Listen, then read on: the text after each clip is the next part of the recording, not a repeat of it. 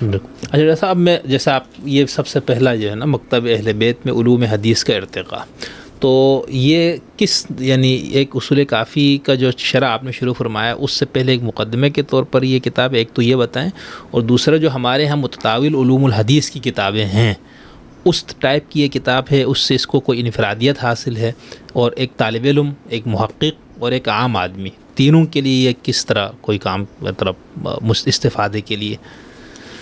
دیکھیے شروع میں ایسا ہوا تھا، اس پروجیکٹ کے شروع کرنے سے پہلے کافی عرصے پہلے ایسا ہوا تھا کہ ایک کتاب ہے تاسیس الشیعہ کے نام سے. تاسیس الشیعہ میں یہ وہ آیا ہے کہ بھئی ہر اسلامی علم جو ہے، علوم اسلامیہ کو یہ کہا گیا کہ اس کی جو ابتدا ہے وہ شیعہ حضرات نے کی تھی. اچھا. تاسیس الشیعہ لعلوم الاسلام کے نام سے. پھر اس کی خلاصہ بھی چھپا، اس کا حسن الصدر، آیت اللہ حسن الصدر کی کتاب تھی. تو اس میں ہم نے علم حدیث کا جو باب تھا وہ نکالا، اور شروع میں اس میں آپ دیکھیں گے کہ مقدمے میں اس کا ترجمہ سب سے پہلے ہم نے شامل کیا، ٹھیک ہے، تاکہ ایک بریف جو ہے وہ سامنے آ جائے. اور اس وقت ہمارے نظر میں وہ لوگ تھے کہ جو اس وقت اسلامک اسٹڈیز میں ایم اے کر رہے تھے، اور شیعہ حدیث ان کے نصاب میں گویا کہ شامل تھی. اور اس میں ایک نقن دادا سید العلماء نقن صاحب قبلہ کی ایک علم حدیث پہ کتاب تھی، اور ایک تھا مرتضیٰ حسین فاضل صاحب کا مقدمہ تھا، ایک کتابچہ تھا. تو یہ دو تھیں، تو ہم نے گویا اس میں بطور اضافے کیا. اس وقت اصول کافی کا پروجیکٹ نہیں شروع ہوا. اچھا.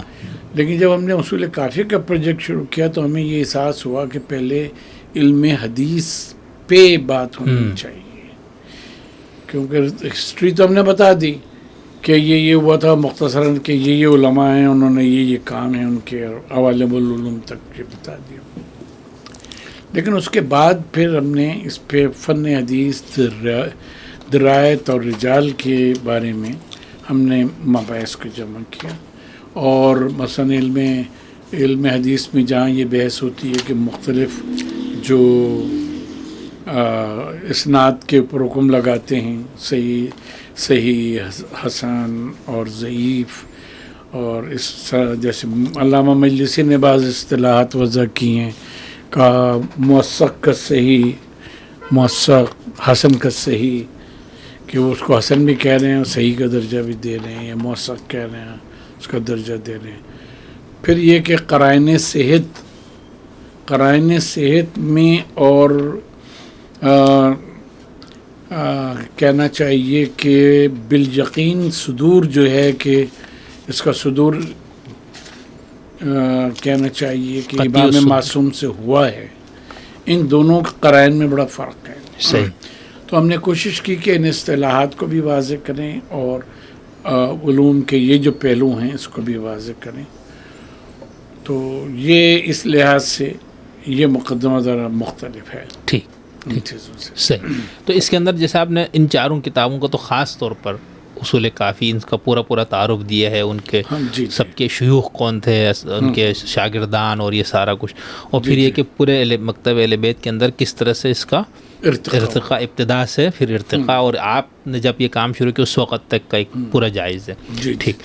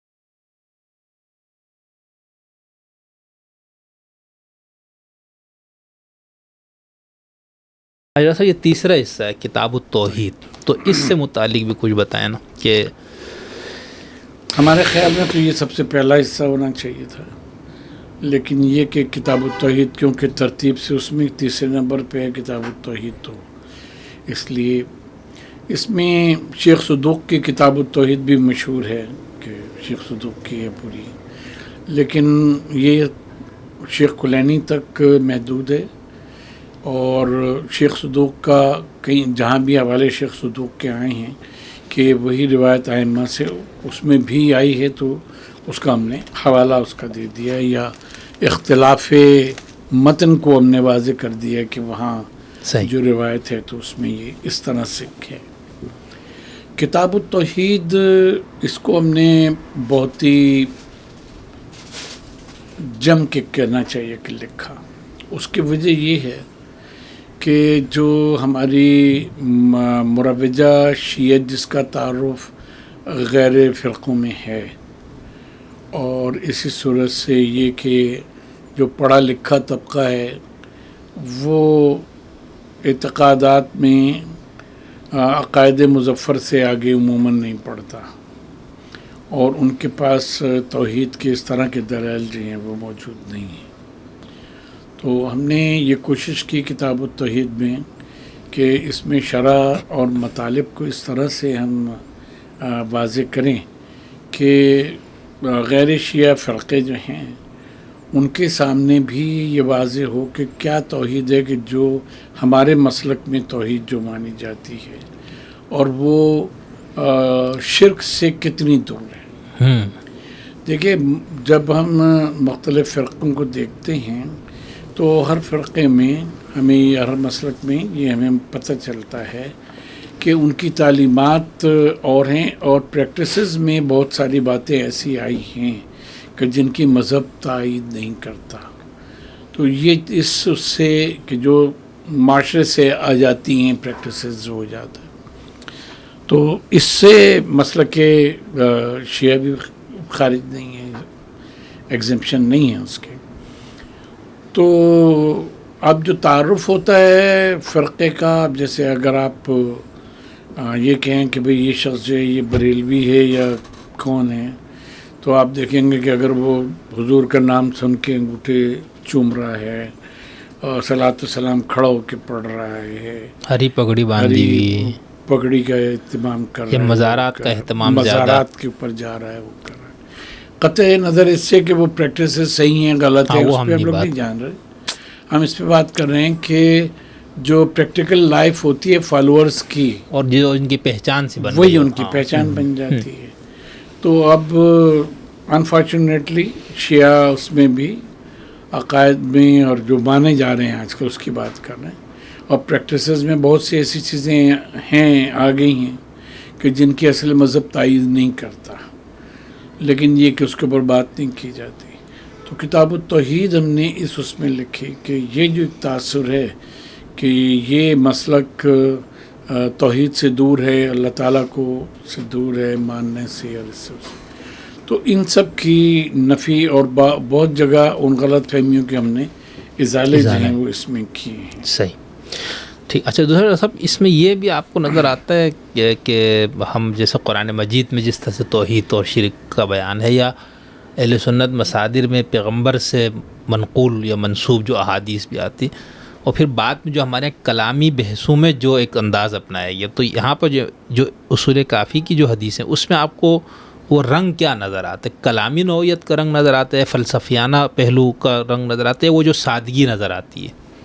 بنیادی طور پہ ایک ہم نے پہلے بھی اپنے کسی انٹرویو میں کہا، وہ شاید وہ یوٹیوب پہ ہے بھی، کہ جو ائمہ علیہ السلام کا استدلال رہا، چاہے وہ امامت کے سلسلے میں ہو، چاہے توحید کی یا نبوت کے سلسلے میں ہو، وہ عقلی استدلال رہا، فلسفی نہیں رہا کہ فلسفیانہ اصولوں کے مطابق اس کو کیا گیا۔ البتہ عقل کو اپیل کرنے والی بات جو تھی وہ ضرور کی گئی، وہ کیا گیا۔ نبی پاک صلی اللہ علیہ وآلہ وسلم کی کم احادیث ہیں کہ جو توحید سے اور اس کے متعلقات سے وہ ہیں، جیسے آپ دیکھ لیں کہ جو صحیحین ہیں ان میں مشکل سے 10 صفحے آپ کو ملیں گے نبی پاک صلی اللہ علیہ وسلم کی جو روایات توحید سے متعلق آ گئی ہیں. تو اس وہاں کم اس کو بیان کیا گیا ہے. البتہ مناقب پہ، سیرت پہ اور کتاب الایمان والکفر، ان سب چیزوں پہ، اعتصام بالکتاب والسنہ اور سیر و مغازی کے اوپر بڑا زور ہے. سب سے بڑی کتاب عموماً سیر و مغازی کی ہے کہ جنگیں مسلمانوں نے کیسے کی رسول اللہ صلی اللہ علیہ وآلہ وسلم کے زمانے میں، اور آپ کی جو سیرت ہے وہ اس میں کیا رہی.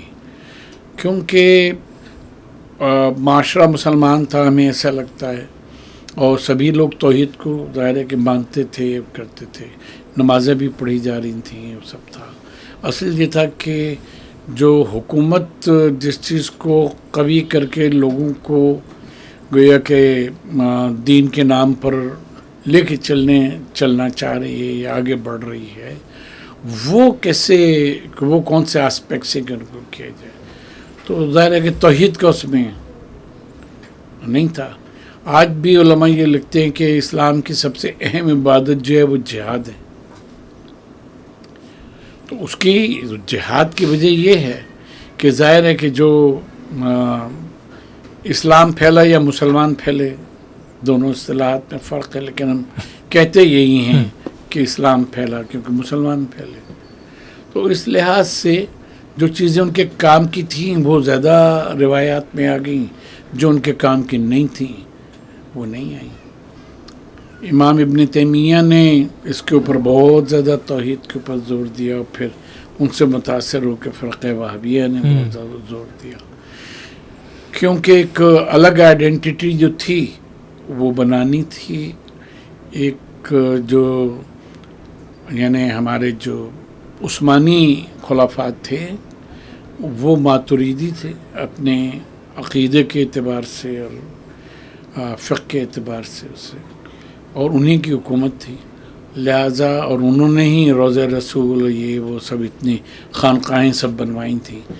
لہٰذا اگر ان کے مقابلے میں یہ فکر جو ہے جس کو بعد میں وہابیت کہا گیا یہ نہ آتی تو یہ ختم بھی نہیں ہو سکتا.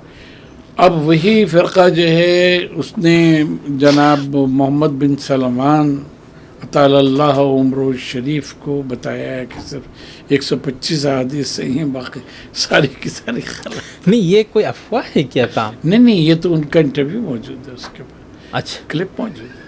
اچھا اس میں انہوں نے یہ کہا ہے؟ ہاں 125 روایات وہیں کی جو ٹھیک ہیں جس سے حکومت کو کوئی خطرہ نہیں، باقی روایات سے ان کے اوپر. اور وہاں یہ بھی بات ہے کہ انہوں نے کہا کہ وہاں بھی کوئی مذہبی تحریک نہیں تھی، یہ ایک سیاسی تحریک تھی، اہداف حاصل کر لیے ختم. لیکن ہم نے یہ سنا تھا کہ ان کو کوئی انہوں نے پروجیکٹ شروع کیا تھا حدیثوں کو، وہی تو اس میں سے وہ 125 حدیثیں نکالی ہیں. نہیں یہ تو اب یہ کوئی پکا انہوں نے نشر کر دیا یا ہوا کام ہوا یا مطلب نہیں لیکن ترکی والوں نے بھی ایک احادیث پہ کام کیا نا. اس میں تو ایک زمانے میں ہم بھی شریک رہے اس پروجیکٹ میں. وہ ہم نے بڑا نام اس کا سنا لیکن اس کا کوئی کام تو نظر نہیں آیا. وہ 5 جلدوں میں انہوں نے تمام کو کر دیے، جمع کر دیا، چھپ بھی گئی. ہیں آپ کے پاس وہ جلدیں؟ نہیں ہمارے پاس نہیں ہے، کیونکہ جس زمانے میں یہ مکمل ہوئی ہمارے ترکیوں سے بڑے تعلقات رہے، وہ رہا. اس کے بعد پھر یہ ہوا کہ جب ہمارے امیر المومنین اردوان صاحب تشریف لائے ہیں جو اسی تحریک سے تعلق رکھتے تھے، فتح اللہ گولان والے، تو انہوں نے ساری چیزیں جو ہیں وہ نہیں. تو یہ جو حدیث پہ کام ہو رہا تھا یہ ترکی اسٹیٹ کا کام تھا؟ ترکی اسٹیٹ کروا رہی تھی. اچھا. اور جو سیکولر اسٹیٹ یعنی علماء اس میں شامل تھے، بہت اسکالرز شامل تھے، بہت سو کو ہم جانتے ہیں، بنیامین صاحب، ڈاکٹر بلال صاحب اور دوسرے. ڈاکٹر بنیامین اس کے بنیادی وہ تھے جنہوں نے حضرت عائشہ رضی اللہ تعالیٰ عنہ کی مسند بلکہ وہ روایات جمع کی جس میں انہوں نے دیگر صحابہ کی کریکشن کی ہے کہ رسول اللہ یوں نہیں کہ یہ اچھا اتنی وہ بہت ساری روایت ہے. ہاں وہ کافی روایات ہیں. اصل میں ابن جوزی کی کتاب ہے. ابن جوزی کی کتاب کو انہوں نے تحقیق کر کے اچھا. ہمارے اچھے دوست تو آپ فرما رہے کہ وہ پھر وہ بھی کام ہوا ہے, وہ کام وہاں 5 جلدوں میں شائع ہوا ہے. اچھا مصر کا بھی میں نے سنا تھا کہ ازہر والوں نے بھی کوئی اس طرح کا پروجیکٹ شروع کیا تھا جس کے اندر شیعہ علماء کو بھی شامل کیا تھا, اور مقصد ان کا یہ تھا کہ دونوں کی کوئی مشترکہ چیز سامنے لائی جائے. یہ میں نے سنا تھا, کوئی بہت پرانا کوئی مضمون نہیں پڑا, تو اس میں ڈاکٹر حیدر حب اللہ صاحب غالباً اس میں شریک تھے, لیکن اب کام کیا ہوا کتنا وہ یہ نہیں پتہ چل رہا. اس کا تو ہمارے علم میں نہیں, لیکن یہ کہ جمال عبد الناصر کے دور میں ایک موسوعہ فقہیہ وہ کیا جا رہا تھا جس میں حنفی, مالکی, شافعی, حنبلی, اس کے ساتھ فقہ جعفری اور زیدی کو بھی شامل کیا تھا. وہ الفبائی انداز سے تھا, حروف تہجی کی ترتیب سے, اور 8 جلدیں اس کی, 8 دنی 16 جلدیں ہمارے پاس اس کی اچھا ہیں. ایک تو موسوعہ فقہ کویت سے ہے نا, ایک وہ الگ کویت سے, وہ 42 جلدوں میں, اس میں شیعہ کا کوئی ذکر نہیں ہے. اچھا یہ دوسری جو ہے, یہ دوسرا جی, یہ اس سے پہلے کیا ہے. تو اس میں اس کے علاوہ ڈاکٹر زیدان کی جو کتاب ہے المفصل کے نام سے, فی احکام الرجال فی احکام المراتب اسرۃ المسلم, اس قسم کا پورا نام ہے اس کا. تو وہ 14 جلدوں میں ہے. اس میں انہوں نے 5 فقہوں کو جمع کیا ہے. وہ کیا کہ بھئی, لیکن سارے وہ مسائل کی جو عورتوں سے متعلق ہیں, عقائد اور یہ وہ صرف وہی صرف نہیں ہے جو جس طرف ذہن جاتا ہے لوگوں کا. بہت اچھی کتاب ہے موسوعہ. اور ایسی کتاب کہ جس میں شیعہ سنی روایات کو جمع کیا جائے. آیت اللہ تسخیری جو تھے ان کے زیر اہتمام یہ سلسلہ شروع ہوا تھا. اچھا. اور وہ 22 جلدیں جو ہیں روایات کی وہ موجود ہیں کہ جن میں شیعہ سنی مشترک روایات کو جمع کیا. اچھا, تو وہ کس عنوان سے ہے نام ذہن میں؟ شیعہ سنی مشترک روایات. اس کو عربی میں ترجمہ کر لیجیے عنوان کا. ٹھیک. الاحادیث مشترکہ یا اس طرح کچھ بنے. ٹھیک. اچھا مطلب آپ یہ کہہ رہے وہ کام ہو چکا ہے. ہاں وہ کام ہو چکا. اچھا پھر شاید وہی کام ہو, یہ ازہر کا جو میرے ذہن میں تھا. حیدر حب اللہ صاحب اس میں شریک تھی, یعنی اس کا نہیں. ٹھیک. حیدر حب اللہ صاحب بھی بڑے ہاں ہے. آپ سے ان کا کوئی تعلق ہے؟ بس ان کو پڑھتے رہتے, سنتے رہتے ہیں. ہاں اب تو وہ لندن چلے گئے پچھلے 2-3 سال سے. ہاں المہدی انسٹیٹیوٹ. ہاں المہدی والوں سے ہمارے بڑے تعلقات. اچھا عارف عبد الحسین صاحب سے. بہت اچھا. اچھا اب جیسے میں نے تو یوں رکھا ہوا کہ بھئی یہ اصول کافی کے 3 حصے ہیں. پہلا والا مکتب اہل بیت میں علوم حدیث کا ارتقاء, اور دوسری جلد کے, تو یہ ٹھیک ہے یا یہ بالکل مستقل الگ ہی ہے؟ مطلب اگر ہم کسی کو دینا چاہیں. ہوا یہ کہ اس کو کیونکہ دوسرے لوگوں نے سب نے چھاپا ہے, وہ شائع کیا ہے, تو انہوں نے اپنے طور پہ اس پہ نمبر جو تھے نا وہ اپنے طور پہ اس کو پہلی جلد فرض کر لیا, تو اس کو دوسری اور تیسری. جس کو پتہ تھا کہ وہ اصل میں اصول کافی کا ترجمہ نہیں ہے, انہوں نے پہلی جلد اور دوسری جلد اس کو بنا لیا. اچھا. اس لحاظ سے دیکھا جائے تو دوسری جلد موجود نہیں ہے کیونکہ وہ پہلی ہے اور وہ تیسری. ہاں یہ ہو گیا نا, یہ اصل میں مسئلہ یہ آ رہا ہے. تو اس کا مطلب یہ ہے کہ یعنی ہم دیکھیں نا, کوئی بھی اگر اس کو پڑھے اور اس سے پہلے یہ پڑھے تو بہت اچھا ہے نا کہ تمام اس کو حدیث اور ان چیزوں کا علم ہو. اس کے بعد یہ جلد اول جس پہ لکھا ہوا ہے یہ دوم ہو جائے گی, یہ در حقیقت دوم ہے. لیکن اگر ہم مکتب اہل بیت میں علوم حدیث کے ارتقاء کو شامل رکھیں پھر 3 ہی ہے. تو یہ 3 حصے, اور ڈاکٹر صاحب کی یہ اور باقی جتنی بھی کتابیں ہمارے کو دستیاب ہوئے تو انشاءاللہ ہمارے پاس موجود ہے. جن دوستوں کو چاہیے نیچے ہم نے نمبر دیا ہوا ہے, اس نمبر پہ آپ واٹس ایپ کریں گے تو آپ کو یہ کتابیں مل جائیں گی. اچھا صاحب بس یہ میں چاہ رہا ہوں کہ ایک اور حصہ ہے کتابوں کا, اس پہ مختصراً تھوڑی سی بات ہو جائے. واقعہ کربلا پہ جو آپ کی چند کام اس پہ, تو میں اس کو ہم شروع کرتے ہیں. اس کو ہم شروع کرتے ہیں. ٹھیک ہے پہلے چلیں بتائیں آپ. میں اسی کو ہاتھ پہ رکھتا ہوں. ہاں اصل میں بات یہ تھی کہ ایک وقت پہ ہم نے ایک مقصد سے یہ نیت کی تھی کہ امام حسین علیہ السلام پر ہم کتاب لکھیں گے, اور سرخ رنگ کی کتاب لکھیں گے. اچھا. ہاں اچھا, اس کا بھی ایک پس منظر ہے. خیر بہرحال تو یہ کتاب سرخ شیعت والا پس منظر تو نہیں, وہ پس منظر نہیں. جب یہ جو وائٹ کور میں ہے امام حسین علیہ السلام، یہ ترجمہ جو ہے یہ جو ہے ترجمہ فضل اللہ کمپانی صاحب کا، یہ پہلے جو چھپا ہے تو وہ سرخ کور میں ہی چھپا ہے، اچھا یہ دوسرا ایڈیشن اس کا وائٹ اس میں چھپا. تو تھا یہ کہ ہم صاف بات بتائیں کہ امام حسین علیہ السلام پر واقع کربلا پہ لکھتے ہوئے ہمیں خوف آتا تھا. خوف اس طرح سے آتا تھا کہ امام حسین علیہ السلام کا واقع کربلا کا موضوع وہ ہے کہ اگر اس کو تحقیق سے لکھ دیں تو اس دور میں اس کو گلا کاٹنے کے مترادف ہے. ہم نے دیکھا کہ نقن دادا نے شہید انسانیت جو لکھی، اس سے پہلے کا جو مسودہ تھا خود نقن دادا کا نہیں تھا، مختلف لوگوں کا تھا. ایک آپ کے پروگرام میں ہم بات بھی کر چکے ہیں. اس کو نقن دادا کا بیان کر کے اور اس کے اوپر اتنا بڑا ہنگامہ کھڑا کر دیا. پھر انہوں نے علیحدہ شہید انسانیت لکھی خود. تو محققین کا کہنا یہ اور ٹھیک کہنا ہے کہ اس واقعے نے لوگوں سے جرت اظہار چھین لی، جرت تحقیق چھین لی، کہ لوگ جو ہیں وہ پھر بغیر جانے اور ماہو کیے ہوئے شور مچائیں گے.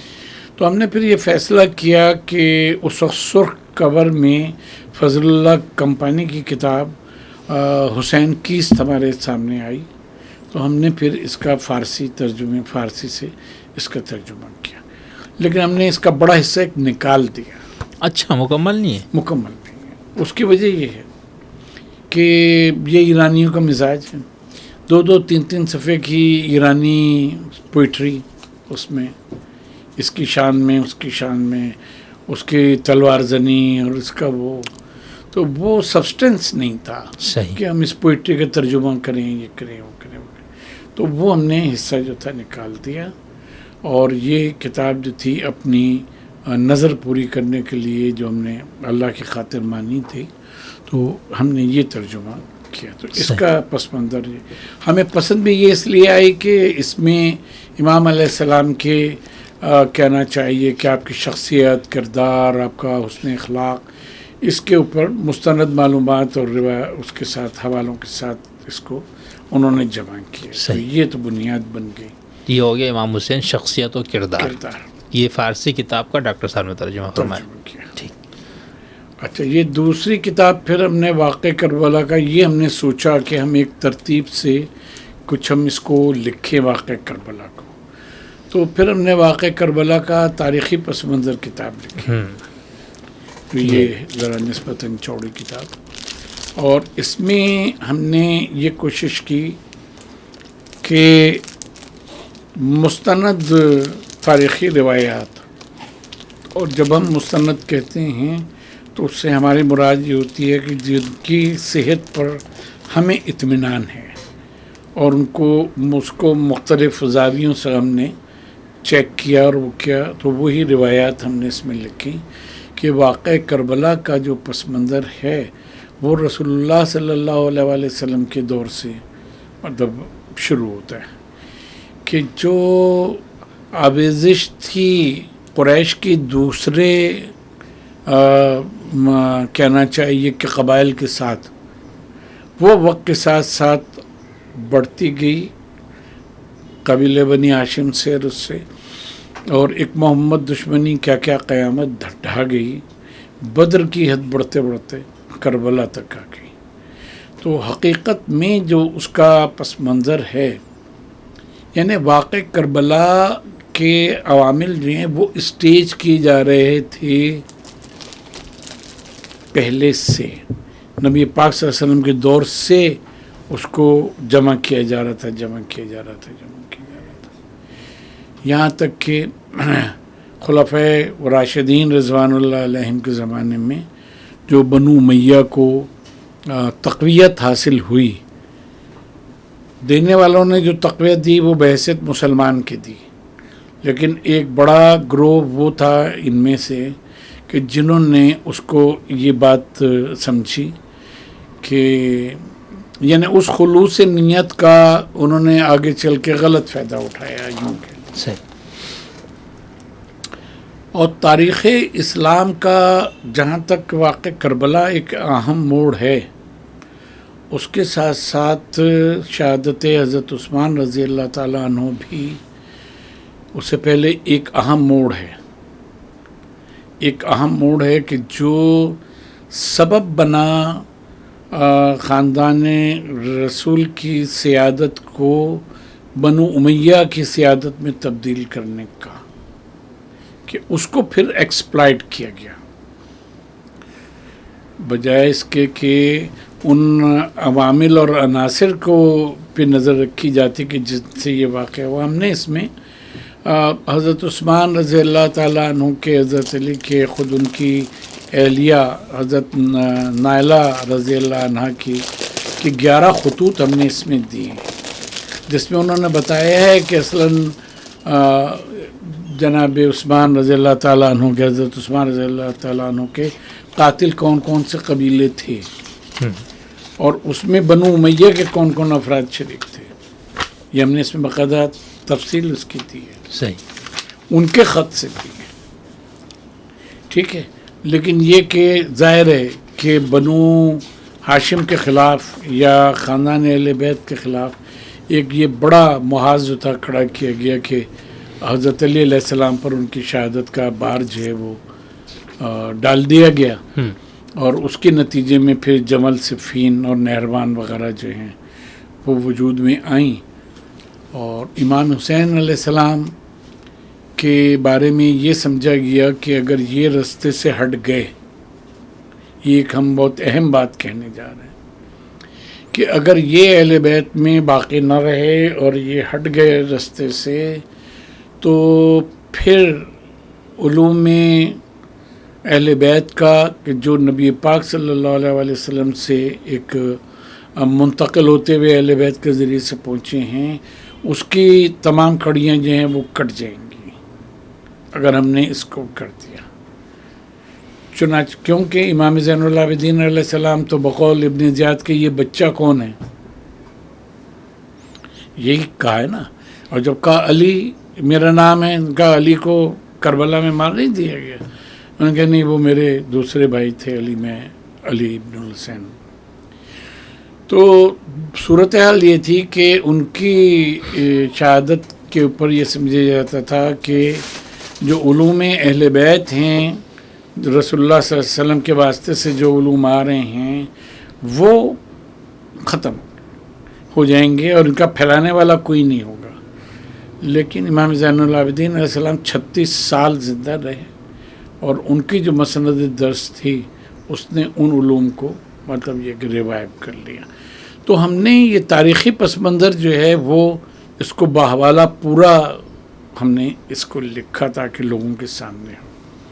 اچھا، اب یہ تو ایک تاریخ تھی، یہ تو نہیں یعنی یہ کوئی سمجھ لیے کہ تاریخی حادثات ہوتے چلے گئے اور اس کے نتیجے میں واقع کربلا جو تھا وہ آ گیا، نہیں، اس کے پیچھے امام حسین علیہ السلام کا فکری اقدام ہے، فکر اہل بیت ہے۔ تو دوسری جو کتاب ہے یہ بلیک کلر کی، کربلا کا فکری پس منظر، اس میں ہم نے کچھ فقہی بحثیں بھی کی ہیں کہ حکومت کا کیا وہ ہوتا ہے، اہل بیت امام حسین علیہ السلام کے نزدیک امامت کے کیا معنی تھے، خلافت کے کیا معنی تھے، اور پھر آپ کی جو ایک فکری تحریک رہی ظلم کے خلاف اور بنو امیہ کے خلاف، اس کو ہم نے اس میں واضح کیا ہے، اور امام حسین علیہ السلام کے منا کے 2 خطبے جو ہیں یہ اس میں ہم نے نقل کیے ہیں، تاکہ جس طرح سے امام حسین علیہ السلام نے لوگوں کو آمادہ کیا ہے جہاد کے لیے اور اس کے لیے، تو اس کا جو ہے وہ پتہ لگے۔ صحیح۔ اور امام حسین علیہ السلام نے جو خلافت کا معیار قائم کیا تھا، ہم نے کے لیے کیا تھا، پروپیگیٹ کیا تھا، وہی اہل سنت نے بھی معیار بیان کیا ہے، وہ ان کتابوں کے مستقل حوالے جو ہیں وہ اس میں ہم نے دیے۔ اس لیے پھر اس کے بعد پھر چوتھی کتاب جو ہے امام حسین علیہ السلام پر ہم نے کی تاریخی سفر شہادت، اور یہ آپ کی شہادت کے اوپر یہ ختم ہو جاتی ہے۔ یہ بھی اس کی خصوصیت یہ ہے کہ ہمارے وہاں مقتل کے حوالے سے بہت، مقاتل کے حوالے سے بہت کچھ وہ آ گیا کہ جو تاریخی طور کے اوپر جس کا استناد ہے نہیں، اور وہ مقاتل لکھے بھی کچھ علیحدہ مقاصد کے تحت گئے. اس کا مقصد مجالس کو اور رضائے حسین کو زیادہ کرنا تھا. تو یہ ہم نے بالکل تاریخی نقطہ نظر سے اس کو ہم نے لکھا ہے، اور شروع میں ہم نے اس میں یہ چیز واضح کی ہے، بتایا ہے کہ اور جو دیگر شیعہ فرقے ہیں اس میں واقع کربلا کس طرح سے کو کیا اہمیت حاصل رہی ہے اور کس طرح سے بیان کیا جاتا ہے. یہ بہت اہم ہے کہ واقع کربلا تو بعد میں آپ کی اولاد کی لیگیسی بنتی ہے نا. اس کو امام زید نے اور دیگر ان کی اولاد نے، اسماعیلیوں نے، ان سب نے اس کو کس طرح سے وہ کیا، اور کب تک، یعنی بمبئی تک یہ جو ہے عزائے حسین اور یہ سب چیزیں اسماعیلی حضرات میں وہ چلی آتی تھیں اور پھر اس کے بعد بند کی گئی. کیا تو امام حسین علیہ السلام متعدد ہیں، متعدد اس طرح سے ہیں، واقع کربلا بھی متعدد ہے کہ ان کی اولاد میں جو لوگ ہوئے اور جو بعض نے قیام کیا بعض نے قیام نہیں کیا، تو انہوں نے کس طرح سے واقع کربلا کو یہ بہت اس پہ تو کام، اس کے اوپر ہم نے، اور چوتھی یہ ہو گئی. 5ویں کتاب ہم نے لکھنا شروع کی تھی، پھر ہم نے ہاتھ روک لیا، وہ تھی فقہ کربلا. فقہ بلکہ کربلا یوں ہی ہم نے لکھ دیا تھا اس کا نام، اصل میں اس کا نام تھا فقہ امام حسین علیہ السلام. اچھا، واہ. تو وہ پھر روک دیا آپ نے؟ وہ روک دیے جب اس کو چھاپنے والا کوئی نہیں ہے. اب ہم پیٹ پالیں یا ہم وہ کتاب لکھیں، کوئی چھاپنے والا مل گیا، کچھ وہ ہوا، مطلب ہم لکھ رہے ہیں تھوڑا تھوڑا، صحیح، لیکن اب وہ پتہ نہیں کب مکمل ہوگی نہیں ہوگی. آپ کو تو قرآن والا کام بھی میرے خیال سے، قرآن کے تفسیر کا کام جو ہے وہ الحمدللہ تیزی سے چل رہا ہے، اور اب ہم اس کو یہ کوشش کر رہے ہیں کہ وہ چھپنے کے مرحلے میں آ جائے. ویری کلیئر کہ وہ شیعہ تفسیر نہیں ہے، وہ دیوبندی یا بریلوی اہل حدیث تفسیر نہیں ہے. وہ قرآن خود کیا کہتا ہے اور کیا سمجھ میں آیا ہمیں، ہماری ناقص عقل ہے، تو ہم نے اس کو بیان کیا ہے، بجائے اس کے کہ ہم اس کو کسی مسلکی اور کسی اس کے طور کے اوپر لیں. نہیں تو اس انداز کی کوئی تفسیر ابھی تک آپ کی نظر میں ہے جو آپ فرما رہے؟ نہیں، کل بھی ایک پروگرام کی ریکارڈنگ تھی، ٹی وی پروگرام کی، اس میں بھی ہم نے یہی رونا رویا ہے کہ کوئی قرآن کی تفسیر ہمیں نہیں نظر آتی، بریلوی تفسیر اور دیوبندی تفسیر اور شیعہ تفسیر اور اہل حدیث تفسیر یہ نظر آتی ہے. قرآن خود کیا کہتا ہے وہ ہمیں نہیں. یہ جو حسین نصر صاحب کی طرف سے کوئی چیز آئی وہ کیا ہے؟ ہاں، اسٹڈی قرآن. ہاں، اسٹڈی قرآن کلاسیکل، ایک تو ترجمہ اس کا نیا ہے اس لحاظ سے کہ انہوں نے اسے نئی نسل کی انگلش داں جو حضرات ہیں یورپ امریکہ کے، ان کے لیے انہوں نے اسے قابل فہم جو ہے وہ قرار بنایا ہے. اور دوسری جو چیز ہے وہ یہ کہ انہوں نے کلاسیکل جو تفسیریں ہیں ہماری انہی کو سامنے رکھا ہے، کوئی نئی بات جو ہے اس میں انہوں نے نہیں کی. اچھا، ہاں صحیح. مطلب ہم اس کو بھی ایسا رکھ سکتے کہ وہ کسی فرقے کی تفسیر نہیں ہے؟ وہ کسی فرقے کی تفسیر تو نہیں ہے، لیکن بہرحال یہ ہے کہ جو کلاسیکل تفاسیر ہیں ان کے استفادے سے ایک اور ہو گئی ہے، اور وہ کلاسیکل تفسیریں یقیناً کسی مسلک کے تحت لکھی گئی. اچھا، اس میں ایک کتاب تھی امام مہدی، کیا نام ہے، اور احادیث نبوی، یہ اردو میں کتاب ہے؟ یہ اردو کتاب تھی، پھر اس کا انگلش ٹرانسلیشن بھی کروایا تھا، دونوں کتابیں شائع ہوئی ہیں. اچھا، اور ہیں بھی موجود. اچھا، یہ میں چاہ رہا ہوں ان 3-4 کتابوں پہ تھوڑا سا، یہ ایک قرآن کمپیریٹیو اسٹڈی، یہ کیا ہے؟ قرآن ایک کمپیریٹیو اسٹڈی، یہ 2 جز ہیں 4تھے پارے کے آخر تک، اور اس کو پھر ہم نے نہیں مکمل کیا کیونکہ کوئی ہمیں لوگ نہیں ملے اس کرنے والے. اس کا یہ تھا کہ یہ قرآن ان لوگوں کے لیے ہم کرنا چاہ رہے تھے کہ جو یورپ اور امریکہ میں رہتے ہیں، ان کا روزانہ کا واسطہ جو ہے وہ غیر مذاہب کے لوگوں سے، خاص طور کے اوپر جیوز سے اور کرسچن سے پڑتا ہے.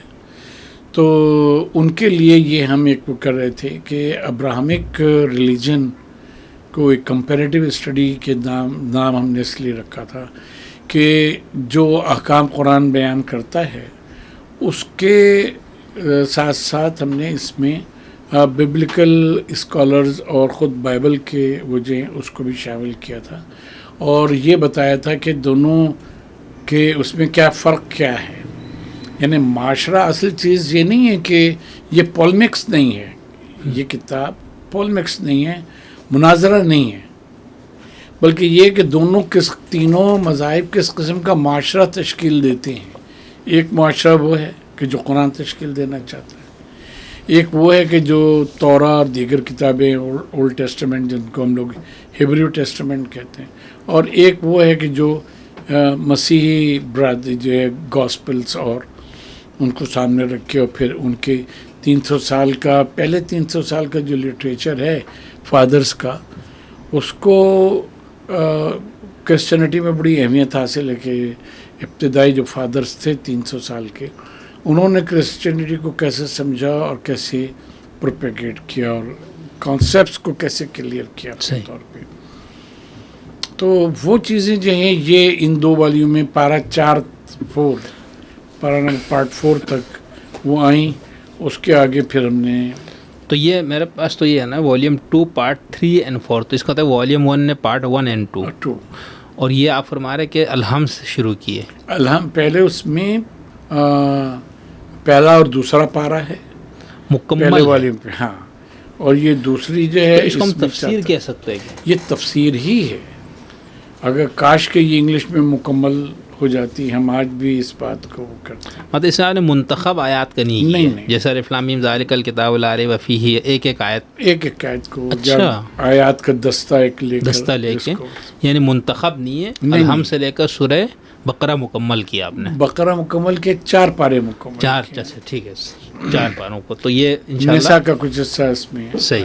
تو انشاءاللہ یہ بھی ہے جو انگریزی وغیرہ میں پڑھنا چاہے ڈاکٹر صاحب کی. اس کے دوسرے ایک اور کتاب بھی ہمارے پاس ہے، یہ وہی امام مہدی. ہاں تو یہ وہی ہے، یہ وہی. تو یہ اردو میں بھی ہے، یہ اردو میں بھی ہے. اور اس میں خاص طور پہ ایک اہم بات یہ ہے کہ اس میں 50 اہل سنت کے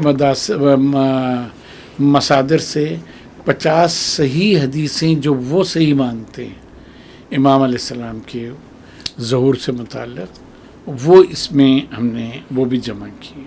باقی علامات قیامت وغیرہ تو اس میں آپ نے یہ والی بحث کہیں کی ہے کہ ولادت ثابت ہونا نہ ہونا، یا وہ شروع میں ہی ہم نے ثابت وہ کیا ہے. مطلب اس میں جیسے اب اگر ہم سنی کتابوں سے دلیل لیتے ہیں تو وہاں تو ظہور کا نہیں ہے نا، وہاں تو ولادت کے بعد تو یہ کہ پیدا ہوں گے.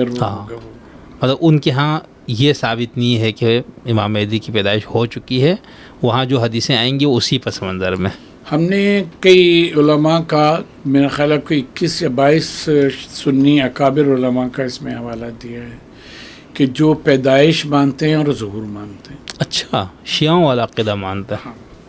اچھا چلے، یہ تو پھر بہت اہم چیز ہے. بامحاورہ وہ باحوالہ ہے. باحوالہ ہے بالکل. اور یہ سب یہ بنیادی طور کے اوپر بلیسڈ آئیز جو ہے، یہ ملاقات با امام زماں جو کتاب حسن ابتہی صاحب کی، یہ اس کی تلخیص ہے جو ایک ہمارے دوست کہہ لیں، بھائی کہہ لیں، وہ کہہ لیں، یعنی ایسی بائنڈنگ ہماری کسی دوسرے کے ساتھ نہیں ہے جتنی غضنفر صاحب کے ساتھ ہے. تو انہوں نے ہم سے کہا، ہم اس وقت وہاں نارتھ کیرولائنا میں تھے، تو انہوں نے ہم سے کہا کہ اس میں سے وہ واقعات جس کو آپ سمجھتے ہیں کہ یہ لوگوں کے سامنے آنے چاہیے کہ امام علیہ السلام سے جو وقتاً فوقتاً لوگوں کی ملاقات ہوتی رہی ہے، تو ان کو ہم نے منتخب کیا اور انہوں نے اس کا ٹرانسلیشن کیا. صحیح.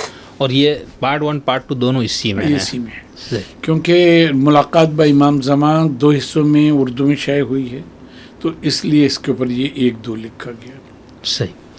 تو ایسا آپ کی بھی ملاقات کا کوئی تجربہ ہے یا نہیں؟ کس سے؟ امام زمان. ہم اس پہ یہ بات کہیں گے کہ امام علیہ السلام ہمارے 10 سال کی 7 سال کی عمر کے بعد سے ہمارے لیے وہ غائب کبھی نہیں رہے. ہم آج بھی ان کو اپنے ساتھ اپنا نگراں اپنے سر کے اوپر پاتے ہیں، اور کوئی مسئلہ ایسا نہیں کہ جس میں ہم نے ان سے ہدایت چاہی ہو اور نہ آئی اپنے زندگی کے کسی مسئلے میں، اور اس میں انہوں نے ہمیں ہدایت نہ فرمائی ہو ہماری. صحیح. اس لیے ہم بلا تشبیہ بات کہتے ہیں کہ جیسے اللہ تعالیٰ کو ہم غیب نہیں مانتے، وہ معکم اینما کنتم، تم جہاں بھی ہو اللہ تمہارے ساتھ ہے. اسی طرح سے جو ہادی ہے، اگر آپ اس سے ربط رکھتے ہیں تو وہ ہر جگہ ہدایت کے لیے آپ کے ساتھ ہو. لیکن صاحب جو شیعوں میں ایک اس میں مسئلہ ہے نا کہ جیسے کچھ لوگ فزیکل باقاعدہ اس طرح ہستی سے ملاقات، اور کچھ لوگ اس کے منکر ہے، وہ کہتے ہیں یہ جھوٹ ہے یا اس طرح کے نہیں ہوتا. تو یہ آپ یہ کوئی ایک روحانی کنیکشن کے طور پہ مکاشفہ ٹائپ ہوتا ہے یا باقاعدہ ایک فزیکلی ملاقات جو لوگ یہ بات کرتے ہیں کہ ہماری ملاقات ہوئی، کیا ہے یہ؟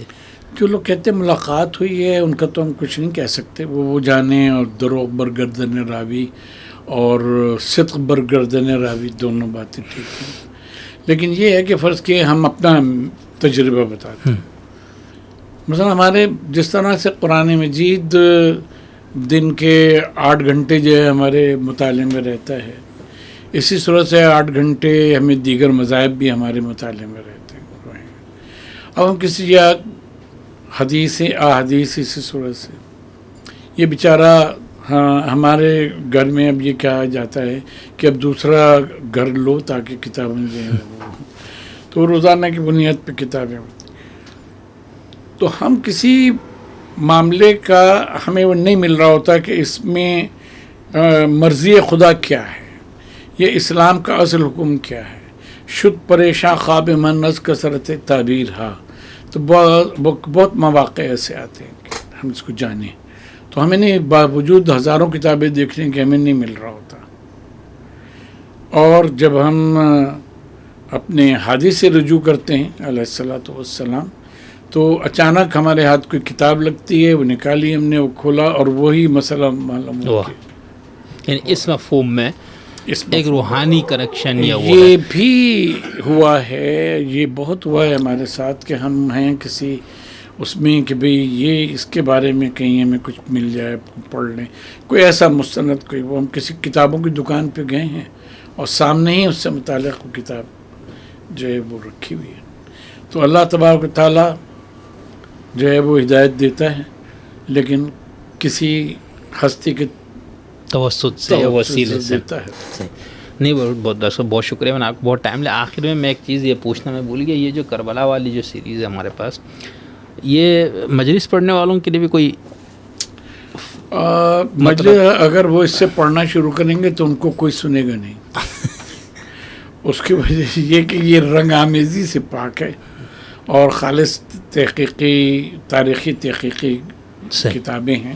اور اگر کوئی مستند مواد پڑھنا چاہتا ہے، واقعہ کربلا کو پڑھنا چاہتا ہے، وہ کرنا، تو وہ ضرور اس کو استعمال کرے. بلکہ ہم کئی ذاکرین کو جانتے ہیں جنہوں نے کہا، ذاکرات بھی، کہ آپ کی یہ جو چھوٹی چھوٹی خاص چھوٹی والی کتاب ہے، وہ کیونکہ اس میں سیرت اور ان کے واقعات وغیرہ اس قسم کے ہیں، تو اس سے وہ انہوں نے کافی اسی صورت سے تاریخی پس منظر اور فکری پس منظر جو ہے اس کو بھی کافی پذیرائی ملی ہے. صحیح. چلیے صاحب، بہت شکریہ، تھینک یو. آپ سے بہت زیادہ ٹائم لیا. آپ ایک اور بڑی کانفرنس کر کے بھی تشریف لائے، اس کے باوجود بہت آپ نے بہت محبت اور شفقت فرمائی میرے اوپر. تو میں انشاءاللہ جو دوستوں کو جو کتابیں چاہیے وہ ہمارے اس نمبر پہ رابطہ کریں گے. تو جو ہمارے پاس ابھی دستیاب کتابیں ہیں وہ ہم بائی ڈاک آپ کو بھیج دیں گے، اور جو 1-2 کتابیں ابھی میرے پاس نہیں آئی وہ جیسے ہی آتی ہے تو انشاءاللہ یہ تو جو لوگ آپ میں سے پورا سیٹ منگوانا چاہے تو وہ بھی ہم نے کتابیں، ان کی قیمت اور اس کی رعایت وغیرہ سب ایک لسٹ بنائی ہے. تو جن دوست احباب کو چاہیے آپ خود بھی دوست احباب کو بھی دیجیے. خاص طور پر اصول کافی کے حوالے سے اردو میں اس نوعیت کا کام بالکل بھی نہیں، اور کربلا پہ بھی اس طرح سے انداز سے اور ریسرچ کا انداز. اور ڈاکٹر صاحب کو آپ سب جانتے ہیں، یعنی ہم یہ نہیں کہیں گے کہ ایک بالکل متعصب فرقہ پرست ایک انسان کا ذہن ہوتا ہے جس کے اندر ہر طرح سے وہ اپنے مسلک یا مذہب کو ہی صحیح ثابت کرنا چاہے اس کے لیے تاریخ کا اور علم کا سب کا کچھ بھی کرنا پڑے، تو ڈاکٹر صاحب جو ایک محقق انسان ہونے کے ناطے، ایک مجتہد ہونے کے ناطے، اور اس کے ساتھ ساتھ وہ محض علم سے محبت کرنے والی شخصیت ہونے کے واسطے وہ جو کام کریں گے اس کے اوپر بہرحال ہم سب کو ایک اعتماد اور بھروسہ بھی ہے، اور ان کا کام بولتا بھی ہے کہ جس کے اندر سننے والے بھی یہ محسوس کرتے ہیں اور پڑھنے والے بھی انشاءاللہ. تو یہ علم اور فکر کا ایک پورا سمندر ہے. امید ہے آپ احباب کو یہ ہمارا آج کی نشست آپ کو پسند آئی ہوگی، یہ گفتگو پسند آئی ہوگی. انشاءاللہ ہم ڈاکٹر صاحب کے ساتھ دوبارہ آپ کی خدمت میں حاضر ہوتے ہیں. بہت شکریہ جی.